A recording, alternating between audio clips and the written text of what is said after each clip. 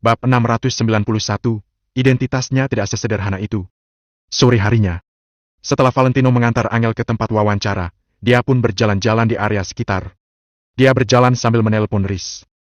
Tuan Valentino, tempat itu hanya sebuah anak perusahaan. Dengan kemampuan Nona Angel, pekerjaan di sana tidak sepadan untuknya. Begini saja, suruh Nona Angel ke kantor pusat dan aku akan langsung mengatur segalanya untuk dia. Ujar Riz dengan terus terang. Tidak perlu, bekerja di anak perusahaan saja sudah cukup. Jawab Valentino sambil tersenyum. Baiklah. Aku akan menelpon ke sana dan langsung memberikan posisi manajer umum cabang kepada Nona Angel. Jawab Riz sambil melambaikan tangannya. Valentino mengangguk pelan dan berkata, Tuan Eri, kamu tidak perlu melakukan hal itu. Dia ingin mendaftar dengan kemampuannya sendiri. Kalau dia tahu aku membantunya, dia akan merasa tidak nyaman dan menganggap dirinya diterima karena mengenal orang dalam. Riz menghela napas. Ada begitu banyak orang yang ingin masuk dengan bantuan orang dalam, tapi tidak bisa. Namun, Angel yang memiliki kesempatan ini justru tidak mau. Angel benar-benar wanita spesial yang bahkan dipandang tinggi oleh Valentino. Kalau begitu, aku harus melakukan apa, Tuan Valentino? Tanya Riz. Sesuai dengan proses perekrutan biasa saja. Setelah dia diterima, suruh Kak Deska menyapa dan berteman dengannya. Seperti yang kamu tahu, sekarang kami berdua tidak boleh menarik perhatian orang. Bisik Valentino. Tenang saja, Tuan Valentino, semuanya akan dilaksanakan dengan baik. Riz mengiyakan tanpa keraguan sedikit pun. Oh ya, Tuan Valentino. Karena kamu sudah tinggal di sini, aku sudah meminta orang untuk memesan mobil untukmu. Aku tidak tahu apa yang kamu sukai, jadi aku memesan mobil Porsche. Perjalananmu jadi akan lebih mudah. Kata Riz lagi. Tuan Riz, kamu tidak perlu repot-repot. Uang yang kamu letakkan di dalam kotak pun belum aku pakai, sudah.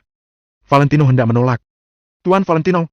Riz berteriak kecil dan berkata. Jika Tuan Valentino begini lagi, aku akan merasa tidak senang. Aku sudah berkata bahwa sekarang aku sedang melakukan investasi, bukan sekadar membantu Tuan Valentino secara cuma-cuma. Aku ini pebisnis yang mengejar keuntungan. Kalau aku melakukan ini, itu berarti ada sesuatu yang kubutuhkan dari Tuan Valentino. Tuan Valentino juga tidak perlu bertanya lebih jauh lagi. Aku bisa menebak beberapa isi pikiranmu, jadi aku juga tidak akan banyak bertanya. Setelah Riz mengatakan ini, dia langsung menutup mulutnya. Orang yang pintar selalu tahu kapan dia harus berhenti berbicara. Untuk sisanya, biarkan Valentino yang mengalaminya sendiri. Valentino terdiam sejenak, menggeleng lagi dan berkata, Baiklah, catat semua pengeluaranmu. Ketika aku sudah kembali, aku akan menggantinya 10 kali lipat. Haha, baik. Sepakat. Riz tersenyum lebar. Tapi, lupakan saja soal Porsche. Ujar Valentino sambil mengusap hidungnya. Riz mengangguk dan berkata, Aku paham maksud Tuan Valentino. Aku tidak memikirkannya dengan matang sebelumnya. 2 hari lagi, aku akan mempersiapkan sebuah mobil biasa untukmu. Setelah Valentino mematikan telepon, dia kembali ke tempat Angel melamar kerja dan menunggu. Seharusnya sekarang Angel sudah selesai melamar kerja. Di dalam perusahaan Rice Real Estate. Pakaian formal Angel memperlihatkan lekuk tubuhnya dengan indah. Dia keluar dari kantor manajer dengan wajah yang percaya diri sambil memegang CV-nya. Dia percaya diri dengan lamaran kerja hari ini. Dia lulus dari universitas ternama dan punya pengalaman bekerja di grup Kusuma selama 3 tahun. Tentu saja dia percaya diri. Di dalam kantor, terdapat seorang pemuda yang duduk di belakang kantor. Dia bertepuk tangan saat melihat sosok sempurna Angel. Semua orang menyukai keindahan. Gadis secantik Angel pasti akan menarik perhatian kemanapun dia pergi. Tentu saja pemuda ini juga ikut terbuai akan kecantikannya. Hebat, sungguh hebat. Sudah cantik, hebat pula. Aku menemukan harta karun. Pemuda itu menghela napas. Jika Angel tidak secantik itu, sebagai manajer umum anak perusahaan, dia tidak akan mewawancarai Angel secara langsung. Saat dia sedang menghela napas, ponsel di sampingnya tiba-tiba berbunyi. Saat pemuda itu melihat tulisan pada layarnya, dia buru-buru menerima panggilan tersebut. Deska, orang ini adalah pengawal dan sopir pendamping bos besar. Ada seorang gadis bernama Amel yang melamar pekerjaan, kan? Saat panggilannya terhubung, suara Deska langsung terdengar. Benar Kak Deska, ada apa? Apa kakak mengenalnya? Hati pemuda itu berdebar. Jika Amel dan Deska saling mengenal, maka dia harus berperilaku baik. Amel adalah nama yang tertera di KTP Angel sekarang. Tidak akrab, ada teman yang berpesan dan meminta bantuan untuk mengawasinya. Kamu jangan berbicara sembarangan, ya? Ujar Deska sesuai dengan perintah dari Riz. Ah, begitu, ya. Pemuda itu langsung lega. Jangan sampai ketahuan Amel, temanku itu identitasnya tidak sederhana, bukan orang yang bisa kamu provokasi. Deska terdiam sejenak, lalu memerintahkannya. Tenang saja, Kak Deska. Aku jamin tidak akan terjadi apa-apa. Jawab pemuda itu sambil terkekeh. Dia justru diam-diam tidak menganggap perkataan Deska. Identitasnya tidak sederhana.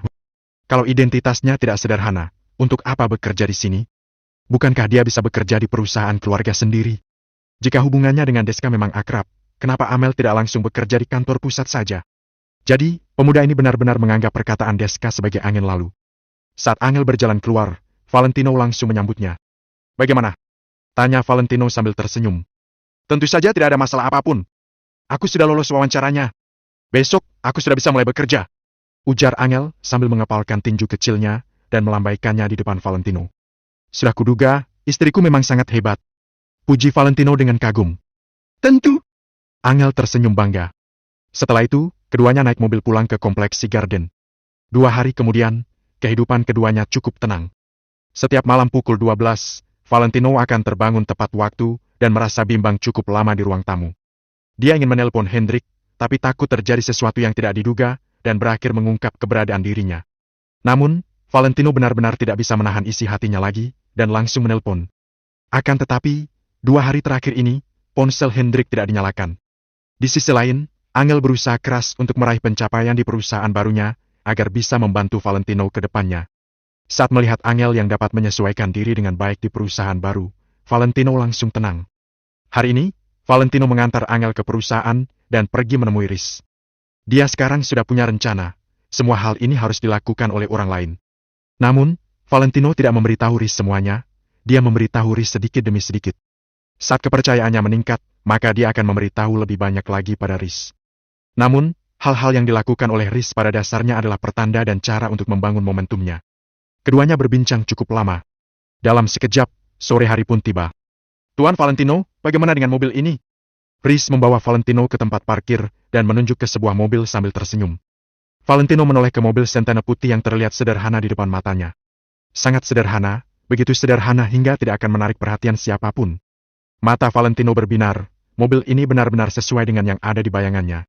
Sederhana, murah dan tidak menarik perhatian. Namun, Valentino melihatnya lagi dan tersenyum sambil berkata, "Terima kasih atas bantuanmu, Tuan Eri." Riz terbahak dan melambaikan tangannya sambil berkata, "Ini hanya mobil Centena, harganya sekadar 200 jutaan saja." Namun, Valentino justru menggeleng pelan dan berkata sambil tersenyum, "Ongkos modifikasinya pasti lebih dari 9 digit, kan? Bab 692 tidak ada orang yang bisa dimintai tolong." Begitu mendengar ini, Riz sedikit terkejut, setelah itu dia tersenyum dengan canggung. Pengetahuan Tuan Valentino benar-benar sangat luas. Riz tidak bisa menahan diri untuk tidak berseru. Kalau dilihat dari bodi luarnya, Centena berwarna putih ini sama dengan Centena lain pada umumnya. Bahkan orang yang sangat paham dengan kendaraan pun, kalau tidak duduk sendiri di dalam mobil tersebut tidak akan bisa langsung menyadari hal tersebut. Sedangkan Valentino, dia hanya melihat mobil tersebut dari kejauhan, tapi langsung bisa mengetahui bahwa mobil itu adalah mobil yang sudah dimodifikasi. Bahkan, Valentino juga mengetahui bahwa biaya yang dikeluarkan untuk memodifikasi interior mobil tersebut mencapai ratusan juta. Tuan Valentino, silakan naik dan coba mobil ini, untuk melihat apa kamu menyukainya atau tidak. Ucap Riz sambil tersenyum. Tanpa merasa sungkan, Valentino mengambil kunci mobil tersebut dan langsung menaikinya. Mobil baru biasanya mempunyai bau yang khas, tapi mobil ini tidak berbau. Valentino mengulurkan tangannya untuk menyentuh jok mobil tersebut. Semua joknya berbahan kulit, terasa sangat nyaman saat diduduki. Pada kursi pengemudi, segala sesuatunya tersedia di sana. Hal ini membuat orang yang mendudukinya merasa sangat nyaman. Kalau dilihat dari luar, mobil ini terlihat seperti VW Centena tua yang harganya hanya sekitar puluhan juta. Namun, begitu duduk di dalamnya, baru bisa diketahui betapa mewahnya mobil tersebut sebenarnya. Saat menyentuh segala sesuatu yang terdapat di bagian dalam mobil, segalanya terasa sangat nyaman. Seluruh barang yang digunakan dalam interior mobil tersebut merupakan barang-barang berkualitas tinggi.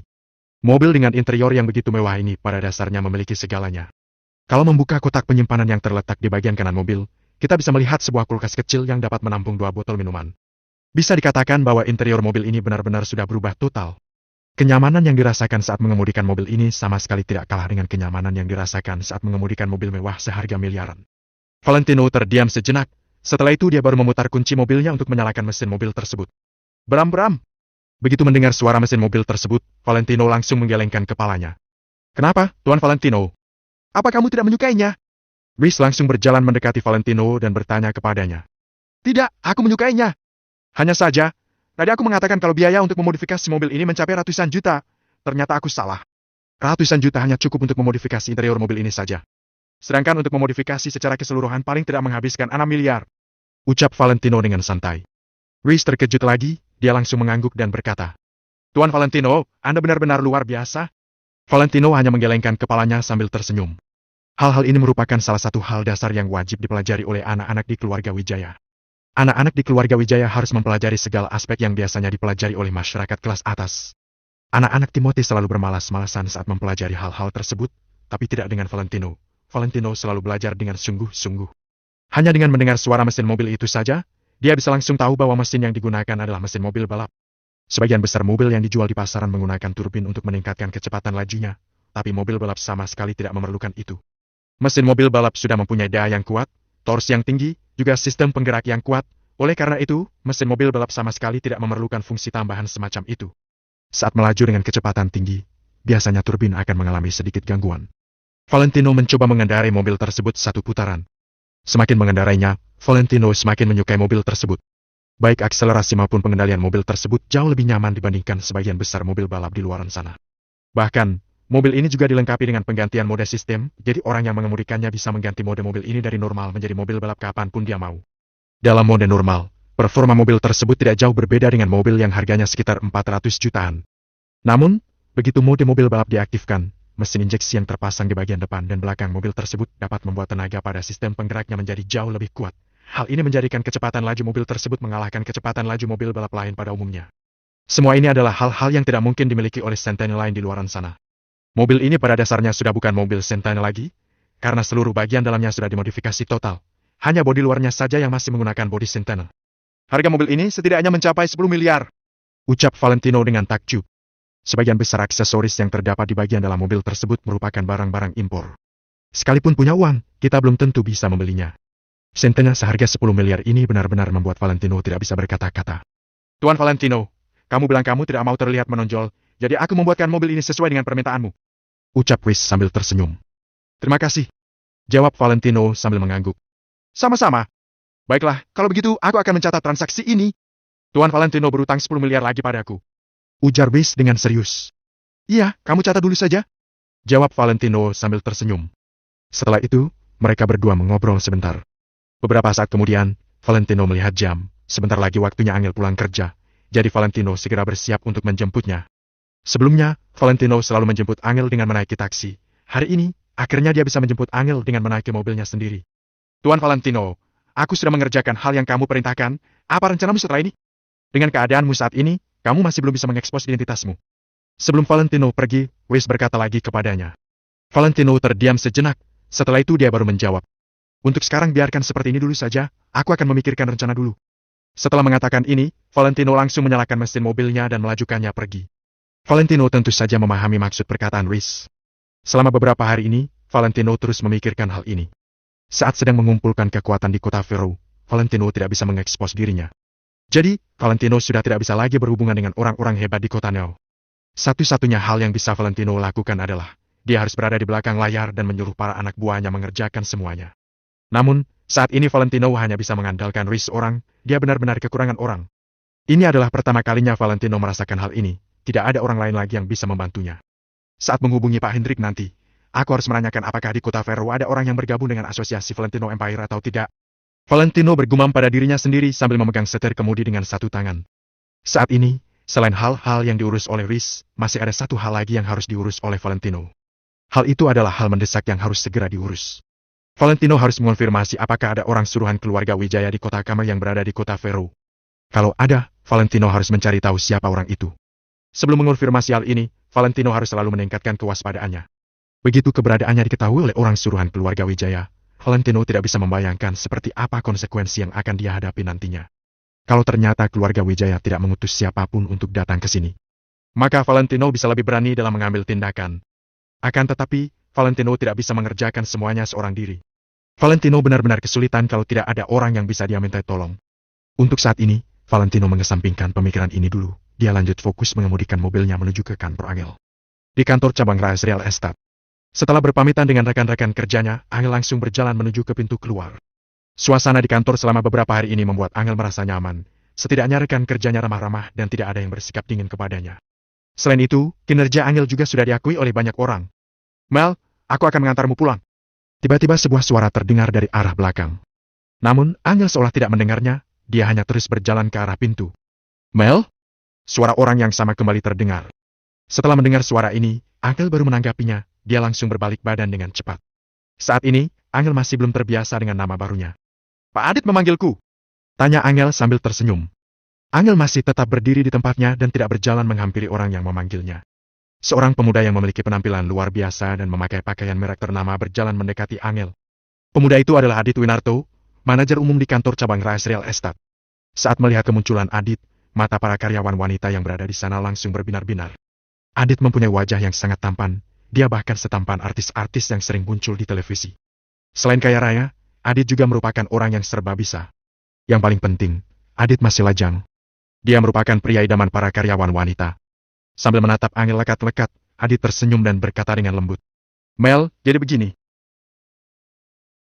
Bab 693 Centene seharga 10 miliar. Pak Adit, tolong panggil namaku dengan lengkap, terima kasih. Ucap Angel sambil tersenyum, tapi nada bicaranya sangat serius. Adit sedikit terkejut, setelah itu dia langsung berkata lagi sambil tersenyum. Baiklah, Amel, aku lihat kamu pulang sendirian, ya? Bagaimana kalau aku antar saja? Angel sedikit terkejut. Apa Adit tidak tahu kalau Angel setiap hari diantar jemput oleh Valentino? Namun, Angel juga tidak menjelaskan hal ini kepada Adit. Dia hanya menjawab. Tidak usah, Pak Adit. Terima kasih untuk tawarannya. Setelah mengatakan ini, Angel langsung berjalan keluar. Aduh. Amel, tunggu sebentar. Memangnya rumahmu di mana? Siapa tahu rumah kita searah. Saat melihat Angel langsung berbalik badan dan melanjutkan langkahnya, ada sorot tidak senang yang melintas di mata Adit. Adit langsung bergegas mengejar Angel. Tidak usah, Pak Adit. Lagi pula aku tidak pulang sendiri, ada seseorang yang menjemputku. Jawab Angel dengan sopan. Ah, aku baru ingat, sepertinya aku pernah melihat kamu dijemput oleh seseorang. Dia naik taksi, kan? Lebih baik aku antar saja, ya? Adit sedikit memaksa Angel, dia langsung mengeluarkan kunci mobilnya dan menekan salah satu tombol yang ada di sana. Di kejauhan, lampu depan mobil BMW tipe X6 berkedip beberapa kali dan juga mengeluarkan suara klek yang menandakan bahwa pintu mobil tersebut sudah tidak terkunci. Adit menatap Angel dengan percaya diri. Orang-orang bilang bahwa para wanita akan lebih memilih untuk naik BMW dalam keadaan sedih daripada harus naik sepeda dalam keadaan bahagia. Mobil Adit adalah BMW X6, jauh lebih menggiurkan dibanding naik taksi, bukan? Namun, Angel bahkan sama sekali tidak menengok ke arah mobil Adit, dia hanya berdiri di tempatnya dengan tenang untuk menunggu jemputannya. Di kejauhan, ada sebuah mobil Centene putih yang sedang melaju dengan perlahan. Orang yang mengendarai mobil tersebut sedang menatap ke arah Angel dan Adit. Kedua orang itu sama sekali tidak menyadari keberadaan mobil tersebut. Lagi pula, itu hanyalah sebuah VW Centene yang sama sekali tidak menarik perhatian. Amel, tolong biarkan aku mengantarmu pulang. Lagi pula aku sedang senggang, aku sama sekali tidak keberatan untuk mengantarmu. Adit masih belum mau menyerah, dia terus memaksa Angel. Tidak usah, Pak Adit, kamu benar-benar tidak perlu mengantarku, terima kasih. Angel sedikit berjalan ke samping. Setelah itu dia menjulurkan kepalanya untuk melihat ke kejauhan. Biasanya Valentino selalu tepat waktu, tapi kenapa sekarang dia belum datang? Hei, ayo pulang denganku saja. Adit tahu, mengejar wanita seperti Angel ini pasti tidak mudah. Oleh karena itu, sambil terus membujuk Angel, Adit melangkah maju dan hendak menarik tangan Angel. Kalau kamu menyentuhnya, aku akan memotong tanganmu. Tepat pada saat ini, tiba-tiba terdengar suara seseorang yang begitu dingin. Angel dan Adit sama-sama terkejut. Mereka berdua langsung menengok ke arah sumber suara secara bersamaan. Pemandangan yang mereka lihat adalah Valentino yang sedang membuka pintu VW Centene putih itu, lalu keluar dari sana dan berjalan menghampiri mereka berdua. Adit tentu saja tidak takut dengan Valentino, tapi dia tetap menarik kembali tangannya yang hendak menyentuh tangan Angel. Wanau? Ekspresi wajah Angel terlihat sangat bahagia, dia refleks hendak meneriakkan nama Tino, tapi untungnya dia menyadari hal ini dan langsung mengubahnya. Adit menatap ke arah Valentino sambil mengerutkan keningnya. Tentu saja Adit sudah pernah bertemu dengan Valentino sebelumnya, tapi Adit bersikap seolah-olah hal itu tidak pernah terjadi. Ketika melihat bahwa Valentino datang ke sini dengan mengendarai mobil sendiri, Adit sedikit terkejut. Namun, begitu tahu bahwa mobil Valentino hanyalah sebuah VW Centene, ada sorot menghina yang melintas di mata Adit. Mobil Adit adalah BMW X6, VW Centene yang harganya hanya sekitar beberapa ratus juta itu tentu saja tidak menarik perhatian Adit. Wanau, perkenalkan, ini adalah Adit Winarto, manajer umum di kantor kami. Ucap Angel sambil tersenyum. Setelah itu, Angel melangkah maju dan merangkul lengan Valentino. Begitu melihat Angel merangkul lengan Valentino, Adit merasa sedikit cemburu. Adit Winarto. Saat mendengar nama ini, Valentino langsung menatap ke arah Adit dengan heran. Nama ini cukup menarik. Amel, dia siapa? Setelah berdeham beberapa kali, Adit baru menanyakan ini. Valentino terdiam sejenak, setelah itu dia baru menjawab. Aku adalah Adit. Dia adalah suamiku, namanya Wanau. Sebelum Valentino menyelesaikan perkataannya, Angel langsung menyelanya. Saat mengatakan kalimat ini, ekspresi wajah Angel terlihat sangat percaya diri, seolah-olah dia merasa sangat bangga menjadi istri Valentino. Begitu mendengar perkataan Angel barusan, ekspresi wajah Adit langsung menjadi sedikit muram. Ternyata pemuda ini adalah pacar Angel, pantas saja dia selalu mengantar jemput Angel setiap hari. Ah, Amel, pacar dan suami itu adalah dua hal yang berbeda. Kalau kalian belum menikah, kamu belum bisa menyebut dia sebagai suamimu. Ucap Adit sambil tersenyum penuh arti. Angel terlalu malas untuk memberikan penjelasan kepada Adit. Jadi setelah berpamitan dengan Adit, Angel langsung berbalik badan dan hendak berjalan ke mobil Valentino.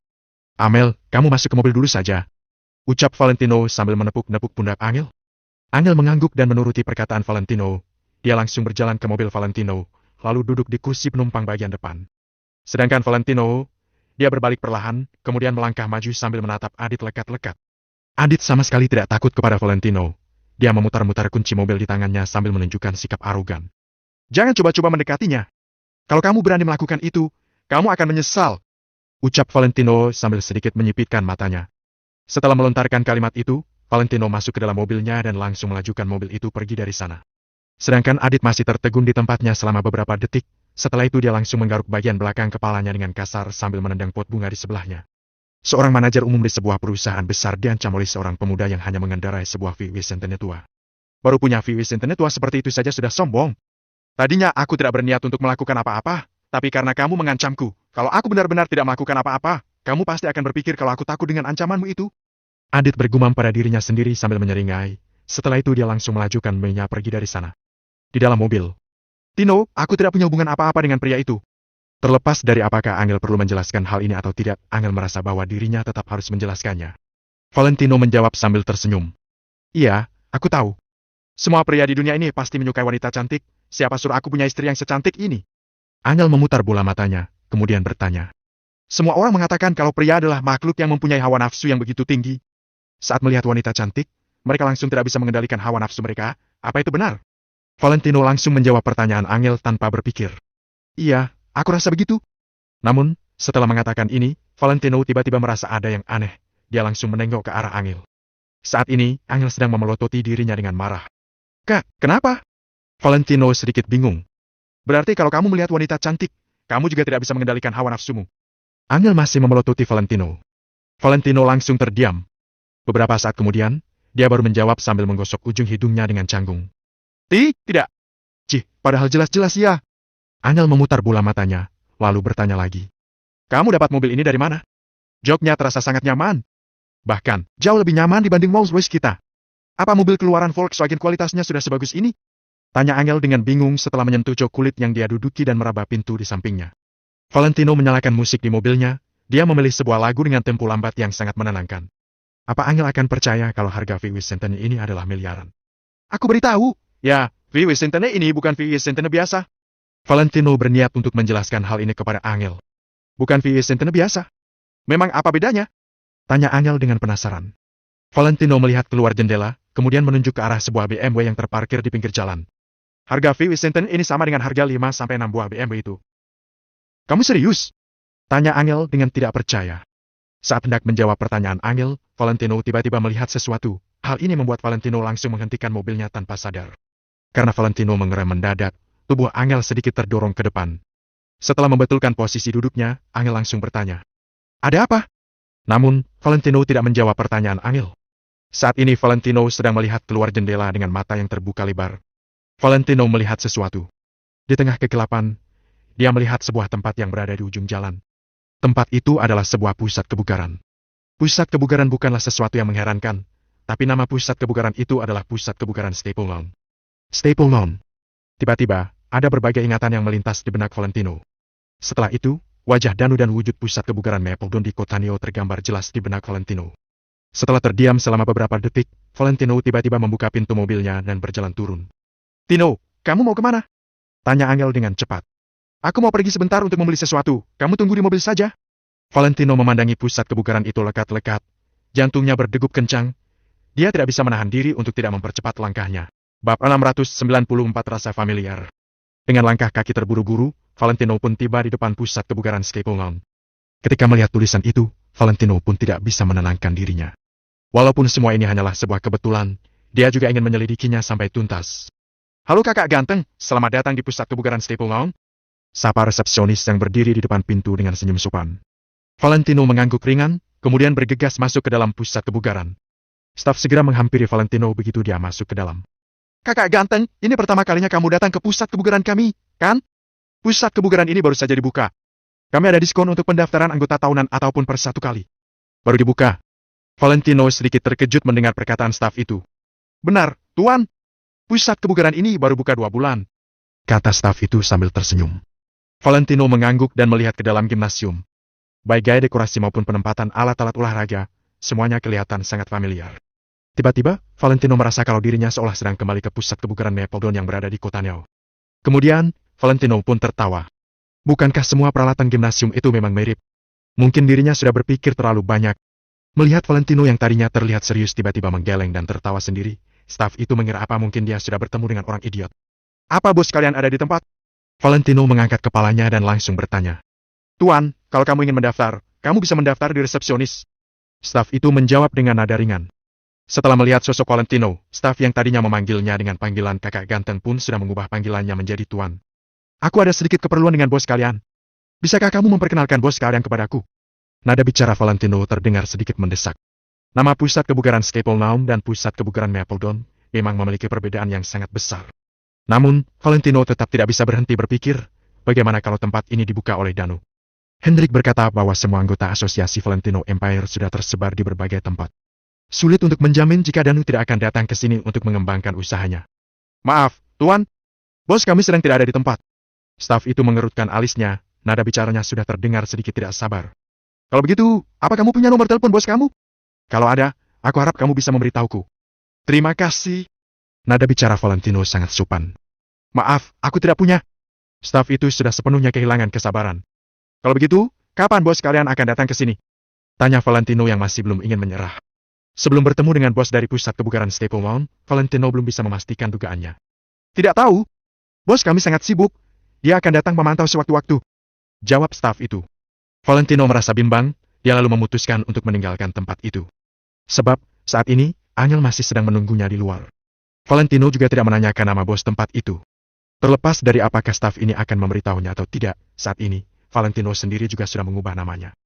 Sulit untuk menjamin bahwa Danu tidak akan melakukan hal yang sama. Jadi, bertanya juga percuma. Tuan, apa ada yang bisa kubantu?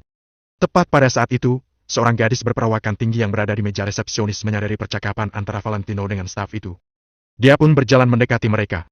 Kawinnya, dia mau mencari bos, tapi dia tidak mengatakan alasannya. Staf tadi segera menjawab dengan hormat. Kelihatannya, posisi Kak Awina di pusat kebugaran ini seharusnya tidak rendah. Kak Awina sedikit kaget ketika melirik sosok Valentino. Dia tiba-tiba teringat pesan bos padanya sebelumnya. Tuan, siapa namamu? Tanya Kak Awina dengan sopan. Wanau? Valentino ragu sejenak, lalu memutuskan untuk tidak memberitahu nama aslinya. Oh, balas Kak Awina. Kemudian, dia lanjut berucap. Saat ini, bos kami sedang tidak ada di tempat. Coba kamu datang lagi lain hari. Baiklah, terima kasih. Valentino mengangguk kemudian berjalan keluar. Setelah melihat Valentino berjalan keluar, staf itu langsung mencibir. Kak Awina, orang itu pasti bukan datang untuk olahraga. Untuk apa kamu berbicara panjang lebar dengan dia, buang-buang waktu saja. Si staf merasa sedikit bingung. Kak Awina hanya melirik staf itu sekilas. Dia menggeleng lalu kembali ke bar. Tentu saja, dia tidak akan memberitahu orang lain mengenai hal yang dipesankan bos kepadanya. Tak sampai 10 menit setelah Valentino meninggalkan tempat itu, sebuah mobil sedan berhenti di luar pintu pusat kebugaran. Seorang pemuda berotot menuruni mobil. Dia berjalan masuk dengan wajah tanpa ekspresi, tapi alisnya berkerut seperti orang yang punya banyak beban pikiran. Presdir Danu. Kak Awina segera menyapa. Seluruh anggota staf di gimnasium juga menyapa pemuda itu. Mereka sudah terbiasa melihat raut wajah pemuda yang mengerutkan alis seolah mempunyai banyak beban pikiran itu. Dalam kurun waktu 2 bulan mereka bekerja di sana, mereka hanya pernah bertemu dengan bos beberapa kali saja. Setiap kali bos datang berkunjung, dia selalu menunjukkan ekspresi ini. Tak sedikit orang curiga bahwa Presdir Danu mengidap kelumpuhan wajah. Pemuda itu hanya menyahut pendek dan langsung berjalan menuju ruang kerjanya. Presdir Danu, tadi ada orang yang datang mencarimu. Setelah berpikir sejenak, Kak Awina memutuskan untuk memberitahu Danu. Ketika mendengar perkataan Kak Awina, langkah kaki pemuda itu pun langsung berhenti. Dia tiba-tiba membalikkan badan dan bergegas ke sisi Kak Awina. Pada saat ini, raut wajah pemuda itu penuh dengan penantian, bahkan juga tersirat sedikit rasa gugup dan gelisah. Alhasil, semua anggota staf pun tampak tercengang. Wajah pemuda itu menjadi sangat berbeda dengan ekspresi mengerutkan alis seperti biasanya. Ternyata Presdir Danu tidak mengidap kelumpuhan wajah, ya. Siapa yang mencari aku? Siapa namanya? Tanya pemuda itu dengan tidak sabar. Namanya Lei. Baru saja Kak Win mengatakan kata itu, si pemuda pun langsung melebarkan matanya. Kemudian, dia spontan meraih lengan Kak Win dan bertanya. Lei? Lei apa? Kalau tidak salah, namanya Wana. Kak Win tertegun sejenak, lalu segera menjawab. Setelah mendengar nama yang diucapkan Kak Win, ekspresi wajah pemuda itu berubah menjadi sedikit muram. Dia pelan-pelan melepaskan lengan Kak Win dan lanjut bertanya. Kenapa dia mencariku? Di mana dia sekarang? Dia tidak mengatakan apa-apa. Sepertinya orang itu terlihat seperti orang gila. Dia sudah pergi sekarang. Di saat itu, staf yang berbicara dengan Valentino tadi berjalan ke arah mereka dan menjawab pertanyaan pemuda itu. Ini bukan urusanmu. Jangan banyak bicara dan kembali bekerja sana. Kata pemuda itu dengan nada yang tegas. Staf itu pun terkejut. Dia hanya bisa tersenyum canggung, lalu segera menjauh. Pemuda itu melirik staf tadi dan menggerakkan mulutnya hendak berbicara, tapi dia mengurungkan niatnya. Kemudian, dia menoleh menatap Kak Win dan berkata, kalau ada orang yang mencariku lagi, kamu langsung telepon aku saja. Baik. Kak Win segera menyahut dan mengangguk. Pemuda itu berdiri di tempat sejenak. Ekspresi wajahnya pun kembali ke bentuk semula, kembali mengerutkan alisnya. Dia kemudian berjalan menuju ruang kerjanya. Kak Valentino, aku harap orang itu adalah kamu. Pemuda itu menghela napas panjang. Akhirnya, Valentino dan Angel kembali ke rumah mereka. Angel juga menyadari keanehan Valentino. Setelah Valentino kembali dari turun di pertengahan jalan tadi, dia pun berubah menjadi banyak beban pikiran. Tino, apa kamu masih cemburu karena kejadian sebelumnya? Setelah berpikir sebentar, Angel mengulurkan tangannya untuk merangkul lengan Valentino. Valentino tersadar dari lamunannya. Dia tersenyum dan menjawab. Tidak, tenang saja. Lain kali, kalau dia berani mengganggumu lagi, kamu beritahu aku saja. Aku pasti akan langsung mengusirnya. Bab 695 musuh yang tak terelakkan. Angel tertawa terbahak-bahak dan berkata. Apakah kamu pikir di sini adalah kota Neo? Di mana satu kalimatmu mampu memecat manajer umum di perusahaan orang lain? Dimanapun aku berada, aku bisa membereskannya dengan satu kalimat. Mereka adalah temanku. Valentino berkata dengan bangga. Sudah, aku mempercayaimu. Lain kali, kalau dia masih menggangguku, aku akan memberitahumu. Angel menjawab sambil tersenyum. Valentino menganggukkan kepala tanpa berkata apa-apa. Dia sedang memikirkan hal lain. Kalau pusat kebugaran Staple Lawn bukanlah milik Danu, Valentino akan melupakannya. Namun, kalau pusat kebugaran tersebut adalah milik Danu, maka Valentino akan mendapatkan bantuan yang besar. Valentino tidak akan 100% mempercayai Reese. Namun, Valentino mempercayai Danu seutuhnya. Yang paling penting, kalau bisa bertemu kembali dengan Danu, maka ada yang bisa melaksanakan banyaknya rencana yang telah dibuat oleh Valentino. Gambaran umum mengenai masalah kota Neo dan kondisi anggota asosiasi Valentino Empire juga bisa diketahui. Oleh sebab itu, pusat kebugaran Staple Lawn sangat penting. Besok dia harus pergi mengunjunginya lagi. Keesokan harinya, Valentino mengendarai Centena dan mengantar Angel ke kantor. Saat berada di jalan, Valentino sempat melirik ke arah pusat kebugaran Staple Lawn. Pada pagi hari, orang yang berada di pusat kebugaran lebih sedikit dan tampak relatif sepi. Namun, pusat kebugaran tetap beroperasi seperti biasa. Setelah mengantar Angel, Valentino kembali ke jalan yang sama dan beranjak menuju pusat kebugaran Staple Lawn. Pusat kebugaran ini tidak jauh dari kantor Angel, hanya sekitar 2 kilometer. Setelah Valentino beranjak masuk ke dalam pusat kebugaran, staf yang kemarin melihat Valentino. Namun, kali ini staf itu bahkan tidak menyambutnya. Saat ini, Kawina juga tidak berada di dalam bar. Di pagi hari, tidak banyak orang yang berlatih di pusat kebugaran, hanya ada 7 hingga 8 pria dan wanita di situ. Halo, apakah bos kalian ada di tempat? Valentino melihat ke sekeliling dan bertanya kepada staf itu dengan lembut. Tidak ada. Staf itu menjawab tanpa ragu-ragu. Valentino terdiam sejenak, lalu menoleh dan menatap ruangan yang berada tidak jauh dari sana. Dia ingin melihatnya sendiri. Terlepas dari apakah Dana yang membuka pusat kebugaran ini, Valentino ingin membuktikannya sendiri. Wah, kamu juga suka berolahraga? Di saat bersamaan, terdengar suara yang bernada mengejek. Valentino mengerutkan alis dan menatap ke arah datangnya suara itu. Orang yang paling tidak ingin ditemui malah muncul. Suara tadi ternyata adalah suara Adit. Saat ini Adit mengenakan kaos berwarna abu-abu. Dia sedang memegang dumbbell dan mengangkatnya naik turun. Tubuhnya terlihat kekar. Dia pasti sering berolahraga. Adit menatap Valentino dengan wajah menantang. Valentino melirik Adit dengan sinis, lalu mengalihkan pandangannya. Dia tidak ingin berurusan dengan Adit. Jangan buru-buru pergi. Memangnya kamu datang ke pusat kebugaran hanya untuk melihat-lihat? Adit meletakkan dumbbell yang dipegangnya secara perlahan. Setiap hari sebelum bekerja, Adit akan berolahraga di sini selama 1 jam. Tidak disangka, hari ini dia malah bertemu dengan Valentino. Aku mencari orang. Valentino menjawab sambil mengusap hidungnya. Astaga, aku sudah bilang, bos kami tidak berada di tempat. Tuan, kenapa kamu tidak mengerti juga? Selain itu, kamu juga harus tahu walaupun bos kami berada di tempat, tidak semua orang bisa menemuinya dengan sesuka hati. Staf itu mengerutkan alis dan berjalan menghampiri. Staf itu menganggukkan kepala kepada Adit, lalu menatap Valentino sambil mengerutkan alisnya. Sekarang, staf itu sudah kehilangan kesabaran. Valentino berpikir selama beberapa detik, lalu berkata, "Kalau begitu, tolong telepon bosmu. Aku ingin membeli pusat kebugaran ini." Valentino tidak main-main dengan ucapannya ini. Walaupun demi nama Staple Non sendiri, Valentino memang ingin membelinya. Begitu Valentino berbicara, staf itu langsung menutup mulutnya. Beberapa pelanggan di pusat kebugaran juga menatap Valentino dengan ekspresi heran. Apakah bocah ini sudah gila? Pusat kebugaran ini beroperasi dengan baik-baik saja, tapi begitu datang, kamu langsung mau membelinya. Bercanda pun tidak bisa keterlaluan begini. Tuan, jangan membuat onar. Staf itu sedikit terkejut. Aku serius, aku ingin berdiskusi dengan bos kalian untuk membeli pusat kebugaran ini. Valentino menjawab dengan datar. Setelah mendengar konfirmasi Valentino, untuk sementara waktu, staf itu tidak menemukan kata yang tepat untuk menjawabnya. Pusat kebugaran Staple Lawn adalah pusat kebugaran kelas atas. Tidak peduli kualitas peralatan maupun dekorasi, semuanya bermutu dan berkualitas tinggi. Ditambah dengan area yang sangat luas, harganya tidaklah murah. Dengar-dengar, harga sewa tempat ini lebih dari 4 miliar setahun. Tanpa mengeluarkan 8 hingga 10 miliar, tempat ini tidak akan bisa didapatkan. Kalau Valentino memang memiliki kemampuan seperti itu, staf ini tidak akan berani menyinggungnya. Wow, jangan membual terus.